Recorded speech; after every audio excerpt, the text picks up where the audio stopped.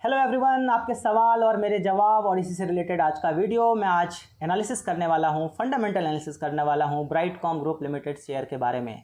ये कंपनी आज के डेट में 35 रुपीज़ पे ट्रेड हो रहा है, तो शायद आपके मन में आ रहा होगा कि इस स्टॉक में इन्वेस्ट कर लेते हैं, या फिर ऐसा भी होगा कि आपने ऑलरेडी इन्वेस्ट करके रखा होगा और आप थोड़े से परेशान होंगे बिकॉज 123 का हाई लगा करके ये स्टॉक 35 पे आ चुका है। जी हाँ, फंडामेंटल एनालिसिस में हम सारे पॉइंट को अच्छे से देखेंगे। हम आज इन डेप्थ फंडामेंटल एनालिसिस करने वाले हैं, एक्चुअली कंसर्न्स के बारे में ज़्यादा डिस्कस करने वाले हैं। तो जो भी चैनल पर नए हैं, चैनल को सब्सक्राइब जरूर कर लीजिए, बेल आइकन को हिट करना मत भूलिएगा। इससे मेरा जो भी नया वीडियो आता है आप तक ईजी वे में पहुंच जाता है।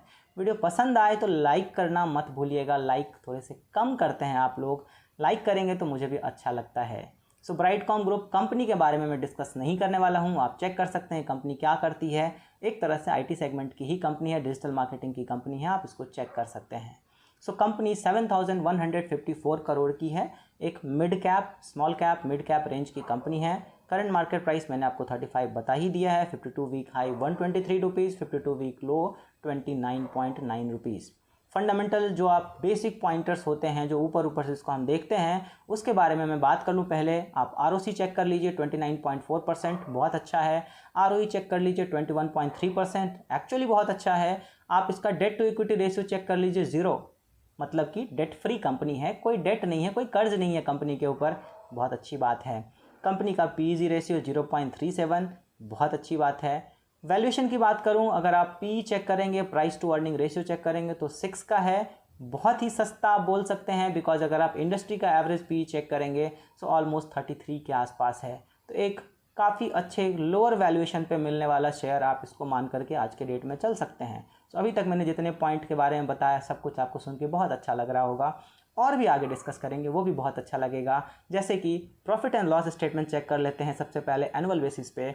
अगर आप मार्च 2021 को मार्च 2022 से कंपेयर करेंगे तो ऑलमोस्ट आपको सेल्स में 76% का ग्रोथ दिखेगा, बिकॉज 2856 करोड़ से बढ़ करके 5020 करोड़ ये फिगर हो गया था। अगर आप नेट प्रॉफिट को चेक करेंगे एनुअल बेसिस पे तो मार्च 2021 में 483 करोड़ का नेट प्रॉफिट था, जो कि मार्च 2022 में बढ़ करके हो गया 912 करोड़ का। यहाँ भी आपको 89% का ग्रोथ दिखेगा। अगेन मैंने जैसा कहा कि आप फंडामेंटली ऊपर से अगर हर चीज़ को देखेंगे तो बहुत अच्छा लगने वाला है। जेन्युइनली बहुत ही अच्छा प्रॉफिट यहाँ पे आपको देखने को मिलेगा। 89% का growth actually year on year बहुत ही अच्छा होता है। क्वार्टरली बेसिस पे चेक कर लेते हैं। अगर आप इसको पिछले साल YOY बेसिस पे चेक करेंगे, दैट मीन्स सितंबर 2021 से लेकर के सितंबर 2022 तक, तो नेट सेल्स में 52% का ग्रोथ दिखेगा आपको। नेट प्रॉफिट में आपको 51% का ग्रोथ दिखेगा। वहीं अगर आप क्वार्टरली बेसिस पे चेक करेंगे जून 2022 से लेकर के सितंबर 2022 तक, सेल्स में 13.5% का ग्रोथ दिखेगा और नेट प्रॉफिट में आपको 16% का ग्रोथ दिखेगा।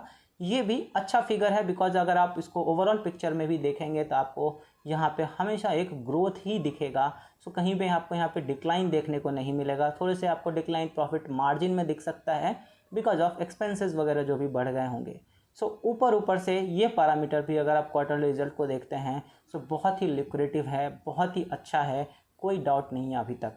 डाउट लास्ट में आएगा, आप लास्ट तक ज़रूर देखिए।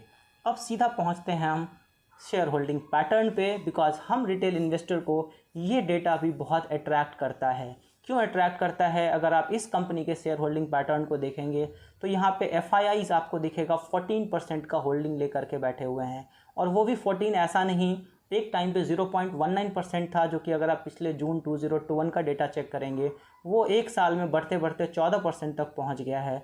तो ये भी तो एक अच्छी बात है ना कि फॉरेनर्स इस स्टॉक में इन्वेस्ट कर रहे हैं।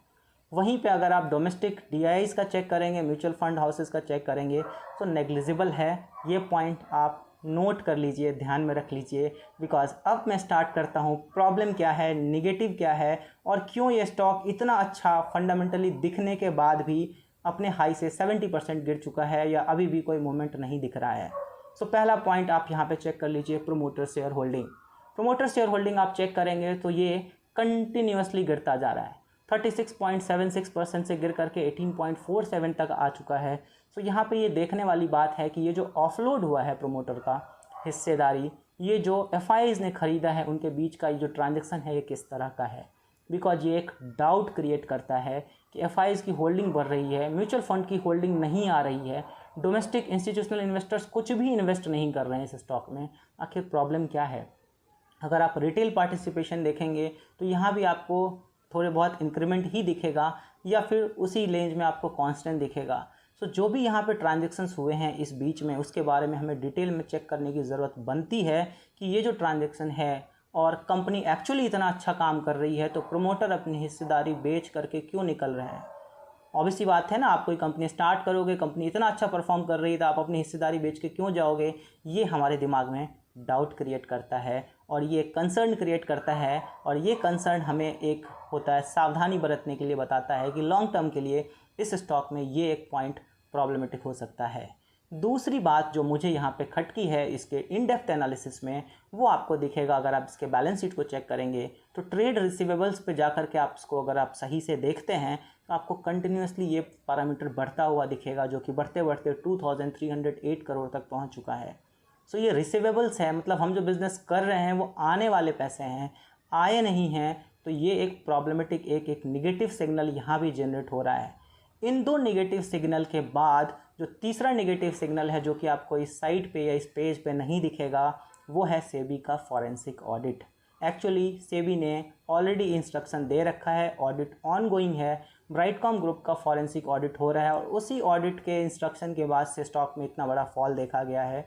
जब तक इस ऑडिट का रिज़ल्ट नहीं आएगा, अगर कंपनी के फेवर में रिज़ल्ट आया तो शायद ये स्टॉक हो सकता है कि आपको रॉकेट की तरह ऊपर उड़ता हुआ दिखे, या अगर रिज़ल्ट इसके फेवर में नहीं आया तो हो सकता है इस स्टॉक में आपको और भी डिक्लाइन देखने को मिल सकता है। सो रिज़ल्ट आने में शायद ज़्यादा टाइम नहीं है, कुछ दिनों में, कुछ महीने में ये रिज़ल्ट आ सकता है। बट प्रॉब्लम ये है कि इन सब डाउट पॉइंट्स के बाद सेबी का भी डाउट होना हमारे लिए कहीं ना कहीं से एक अलर्ट जनरेट करता है कि इस स्टॉक में इन्वेस्ट करने के लिए इस स्टॉक को सबसे पहले सारे ये ऑडिट रिपोर्ट्स वगैरह अगर हो जाएं तो शायद हमें सोचना चाहिए, ऐसा मेरा मानना है। आप इसको अच्छे से चेक कर सकते हैं, इन सारे पॉइंट को दिमाग में रख सकते हैं, अपने रिस्क एपेटाइट के हिसाब से स्टॉक को चेक कीजिए, जज कीजिए, फिर ही इन्वेस्ट कीजिएगा। फ़िलहाल मेरी तरफ से मुझे अगर करना होगा तो मैं अवॉइड करके चलूँगा फॉर लॉन्ग टर्म इन्वेस्टमेंट, जब तक कि खास करके सेबी का फॉरेंसिक ऑडिट का डेटा या रिज़ल्ट क्लियर नहीं हो जाता है। आपको क्या लगता है? कमेंट करके ज़रूर बताइएगा। और कोई सवाल हैं तो वो भी आप पूछ सकते हैं। बने रह सकते हैं मेरे चैनल पे। तब तक के लिए थैंक यू।